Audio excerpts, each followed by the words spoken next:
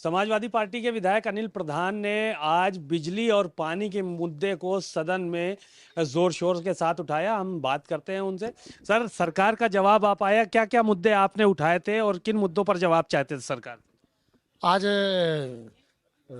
तारांकित प्रश्नकाल के दौरान हमने माननीय जल शक्ति मंत्री से पूछा, क्योंकि जिस प्रकार से पूरे उत्तर प्रदेश में इस बात का ढिंढोरा पीटा जा रहा है कि डबल इंजन की सरकार है और पूरे उत्तर प्रदेश में लोगों को हम जो है स्वच्छ पानी देने का काम करेंगे। पहले लोग बीमार हो जाते थे, स्वच्छ पानी नहीं पाते थे, इसलिए सरकार उनको स्वच्छ पानी देने का काम करेगी।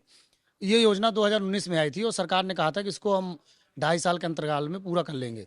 पर आज जो हमने बातें सदन में भी रखी और जो मंत्री जी से हमने प्रश्न भी किया, सच्चाई ये है कि पूरे उत्तर प्रदेश की जो गाँव की गलियाँ हैं वो विधायक निधि से बनी हो, सांसद निधि से बनी हो, डॉक्टर लोहिया गांव से बनी हो, डॉक्टर जनेश्वर मिश्र योजना के तहत बनी हो, अम्बेडकर योजना के तहत बनी हो, किसी भी मद से बनी हो, पूरे उत्तर प्रदेश की गांव की गलियों को उखाड़ने का काम इस नमामि गंगे के प्रोजेक्ट ने किया।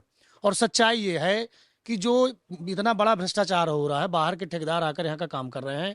2.5-3 साल से रोडें उखाड़ दी गई हैं, अभी तक बनाई नहीं जा रहे। हमने सदन में ये बात माननीय मंत्री जी से पूछा कि हमको आप ये सदन में आश्वस्त करिए, बताइए कि जो रोड आप खोद रहे हैं उसको आप कितने दिन में बनाएंगे कि नहीं बनाएंगे? अगर बनाएंगे तो कितने दिन में बनाएंगे और क्या उसी तरह की क्वालिटी से बना पाएंगे कि नहीं बना पाएंगे? एक प्रश्न तो हमने ये पूछा।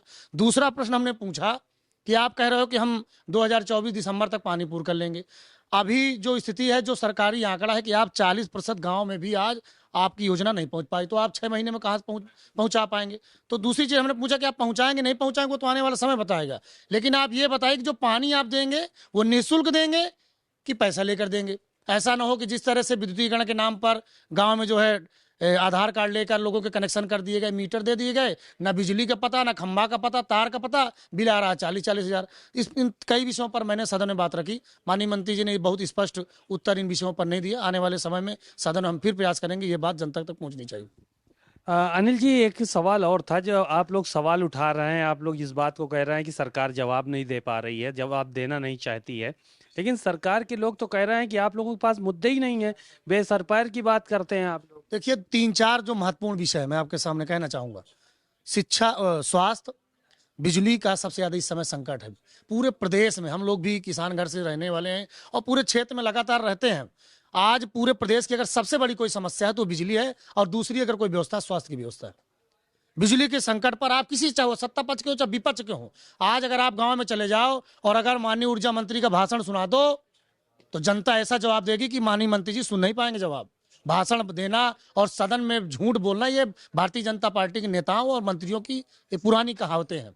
हम कल सदन में बोल रहे थे, माननीय ऊर्जा मंत्री जी की विशेषता, जब भी कुछ बोलेंगे हमेशा 2017 के पहले जाएंगे। मैं तो उनसे अनुरोध के साथ, विनती के साथ उनसे कहना चाहूंगा ऊर्जा मंत्री जी से कि अगर आप चाहते हो कि पूरे उत्तर प्रदेश में सुचारू रूप से बिजली की व्यवस्था हो, इसके लिए आप समय निकालकर हमारे नेता आदरणीय श्री अखिलेश यादव जी के पास बैठ लीजिएगा, उनसे विचार कर लीजिएगा और जो उनकी ट्रिक हो, जो उनकी सोच है, उस हिसाब से आप काम करेंगे तभी आप उत्तर प्रदेश में बिजली दे पाओगे। अन्यथा आप केवल 2017 के रहोगे, बाकी आप कुछ काम नहीं कर पाओगे। दूसरी जो सबसे बड़ी समस्या स्वास्थ्य की समस्या है, कल इस विषय पर काफी लूज टॉक भी हो। माननीय मंत्री जो इतने सीनियर मंत्री हैं, एक महिला सदस्य के ऊपर उन्हें ऐसी टिप्पणी की, तो उस पर भी बात आई सामने, पूरे प्रदेश के लोगों ने देखा। लेकिन जो स्वास्थ्य विभाग है, आज आप अस्पताल चले जाओ, कोई मरीज की सही से देखने वाला नहीं है, दवाएं नहीं है, कोई जांच नहीं हो रही। अगर मैंने कल जब विधानसभा में क्वेश्चन इस बात को उठाया, मेरा भी प्रश्न लगा था कि कैंसर